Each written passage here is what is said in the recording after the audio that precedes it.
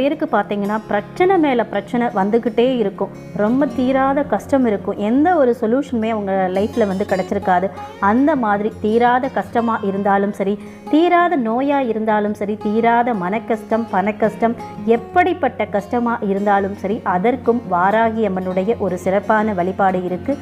அது என்ன வழிபாடு அப்படின்னு பார்த்தீங்கன்னா, வாராகி அம்மனை நினைத்து தலைவாழை இலை விரித்து அதில் பச்சரிசியை கொட்டி பரப்பிடுங்க. அதுக்கு மேலே ஒரு தேங்காயை உடைச்சி 2 முடிகளாக வச்சு அதில் இலுப்பை எண்ணெய் ஊற்றி சிவப்பு திரி போட்டு தீபம் ஏற்றணும். இந்த பரிகாரத்தை உங்கள் வீட்டு பக்கத்தில் இருக்கக்கூடிய வாராகி அம்மன் கோவில் இருந்தால் அங்கே போய் செய்யலாம். கோவிலுக்கு போக முடியாதவங்க வீட்டிலேயே சின்ன வாராகி அம்மன் திருவுருவப்படத்தை வைத்து அதன் முன்னாடி இந்த வழிபாட்டை செய்யலாம்.